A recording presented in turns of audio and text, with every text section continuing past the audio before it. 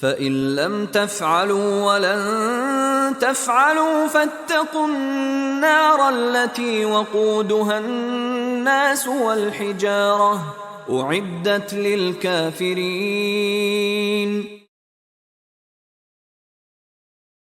پھر اگر تم نہ کر سکو اور تم کبھی نہیں کر سکو گے تو اس آگ سے ڈرو جس کا ایندھن انسان اور پتھر ہوں گے، جو کافروں کے لیے تیار کی گئی ہے۔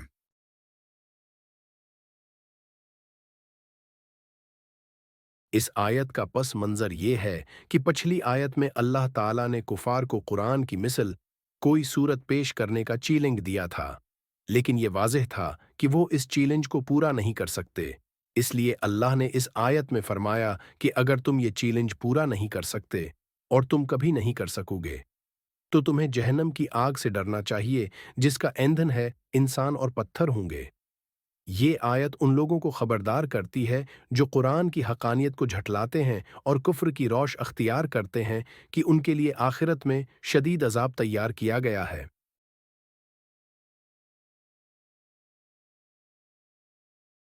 اللہ تعالیٰ نے اس آیت میں صاف طور پر یہ کہا ہے کہ اگر تم قرآن کی حقانیت کو جھٹلاتے ہو اور اس کی مثل کوئی صورت پیش کرنے میں ناکام رہتے ہو، جو کہ تم کبھی نہیں کر سکو گے، تو اس کے بعد تمہیں اپنی غلطیوں سے سبق لینا چاہیے اور جہنم کی اس ہولناک آگ سے بچنے کی کوشش کرنی چاہیے جو کافروں کے لیے تیار کی گئی ہے۔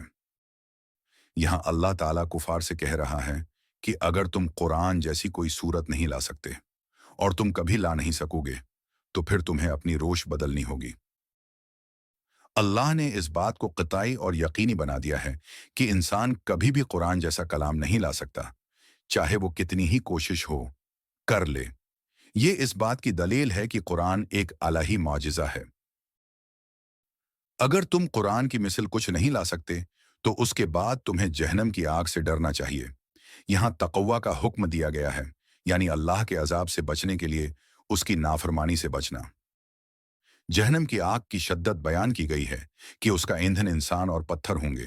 یہ اس آگ کی شدت اور عذاب کی سختی کا اظہار ہے کہ یہ عام آگ نہیں بلکہ انتہائی شدید اور ناقابل برداشت ہے۔ جہنم کا عذاب ان لوگوں کے لیے تیار کیا گیا ہے جو کفر کرتے ہیں اور اللہ کے احکامات کو جھٹلاتے ہیں۔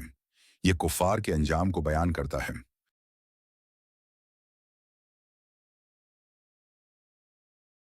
قرآن کا معجزہ۔ یہ آیت اس بات کی تصدیق کرتی ہے کہ قرآن ایک معجزہ ہے جس کی مثل کوئی نہیں لا سکتا، اور یہ اللہ تعالیٰ کی قدرت کا مظہر ہے۔ جہنم کی ہولناکی۔ اس آیت سے یہ حکمت معلوم ہوتی ہے کہ اللہ نے انسانوں کو جہنم کے عذاب سے ڈرایا ہے اور یہ بھی واضح کیا ہے کہ جہنم میں صرف کافر جائیں گے۔ اس کا ایندھن انسان ہے اور پتھر ہوں گے، جس سے جہنم کی آگ کی شدت کا اندازہ ہوتا ہے۔ کافروں کا انجام۔ اس آیت میں اللہ نے ان لوگوں کو تنبیہ کی ہے جو قرآن اور اس کی حقانیت کو جھٹلاتے ہیں کہ ان کا انجام جہنم ہے۔ تقوی کی اہمیت۔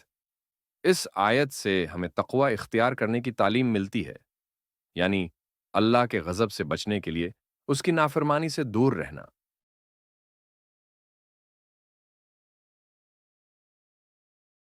قرآن کا چیلنج۔ پچھلی آیت میں دیا گیا چیلنج کہ اگر تم قرآن کو الہی نہیں مانتے تو اس جیسی صورت بنا کر دکھاؤ، اس آیت میں بھی جاری ہے، اور اس کی مثل صورت کبھی نہیں لائی جا سکتی۔ عجز انسان۔ اللہ نے اس آیت میں واضح طور پر کہا ہے کہ انسان کبھی بھی قرآن کی مثل کوئی کلام نہیں لا سکتا۔ یہ اللہ کا معجزہ ہے۔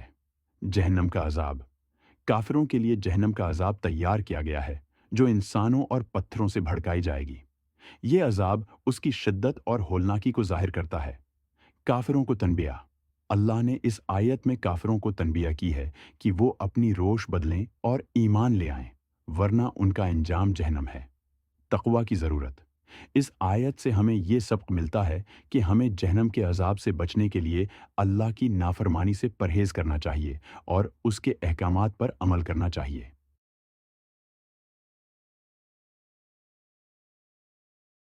آگ کی مثال، جیسے ایک آگ میں لکڑیاں ڈال کر اسے بھڑکایا جاتا ہے اور وہ زیادہ تیز ہو جاتی ہے، اسی طرح جہنم کی آگ میں انسان اور پتھر ڈالے جائیں گے تاکہ وہ مزید ہو جائیں بھڑکے۔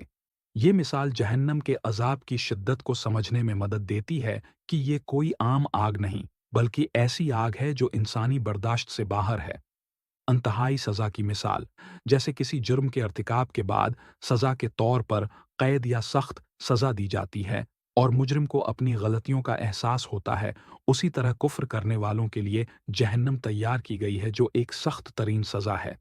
اس مثال سے سمجھ آتا ہے کہ اللہ کی نافرمانی اور قرآن کو جھٹلانا انتہائی سنگین جرم ہے، جس کا انجام دردناک ہوگا۔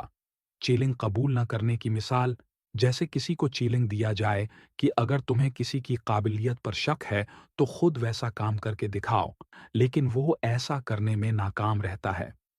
اسی طرح اللہ نے کفار کو قرآن جیسی صورت لانے کا چیلنج دیا، مگر وہ کبھی اس چیلنج کو پورا نہیں کر سکے اور نہیں کر سکیں گے۔ نتیجہ یہ ہے کہ جو اس چیلنج میں ناکام ہوا وہ عذاب کا مستحق ہوگا۔ ایک جلتی ہوئی بھٹی کی مثال، جیسے ایک جلتی ہوئی بھٹی میں لوہے کو ڈال کر اسے نرم کیا جاتا ہے اور آگ کی شدت سے وہ سرخ ہو جاتا ہے، اسی طرح جہنم کی آگ انسانوں اور پتھروں کو بھڑکائے گی اور انہیں عذاب دے گی۔ یہ مثال ہمیں جہنم کی خوفناک حقیقت اور اس کے عذاب کی شدت سے آگاہ کرتی ہے۔ قابل پرہیز سزا کی مثال، جیسے ایک بچہ کسی کام میں ناکام ہوتا ہے اور اسے سزا کا خوف ہوتا ہے، وہ اس خوف سے دوبارہ وہ کام کرنے سے بچتا ہے۔ اسی طرح اللہ نے انسانوں کو متنبہ کیا کہ اگر وہ قرآن کی حقانیت کو جھٹلائیں گے تو انہیں جہنم کی آگ میں ڈالا جائے گا۔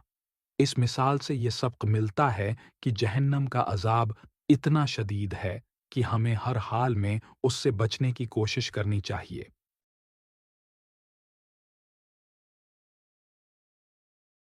یہ آیت آج کے دور میں بھی انتہائی اہمیت رکھتی ہے، کیونکہ آج بھی بہت سے لوگ قرآن کی حقانیت پر شک کرتے ہیں یا اسے سمجھنے کی کوشش نہیں کرتے۔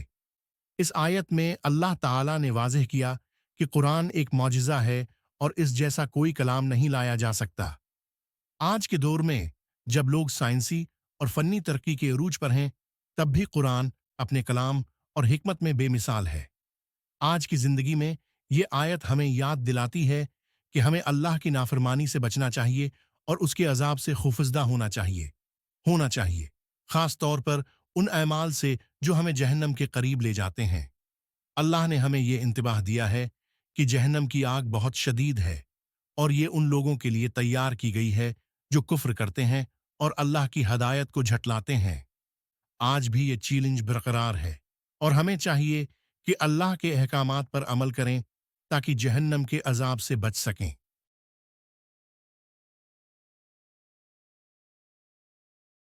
قرآن کی حقانیت۔ قرآن ایک الہی کلام ہے جس کا کوئی مقابلہ نہیں کر سکتا۔ یہ ایک معجزہ ہے جسے نہ کوئی انسان جھٹلا سکتا ہے اور نہ ہی اس کی مثل کوئی کلام لا سکتا ہے۔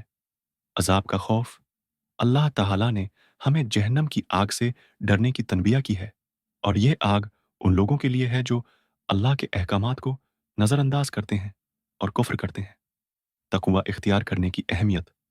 ہمیں اللہ کا خوف دل میں رکھ کر اس کے عذاب سے بچنے کی کوشش کرنی چاہیے اور اس کی ہدایت کے مطابق زندگی گزارنی چاہیے۔ نیکی اور اعمال صالحہ کا راستہ۔ یہ آیت ہمیں متنبہ کرتی ہے کہ ہم اپنی زندگی میں نیک اعمال کریں اور اللہ کی بندگی کو ترجیح دیں تاکہ آخرت میں جہنم کے عذاب سے بچ سکیں۔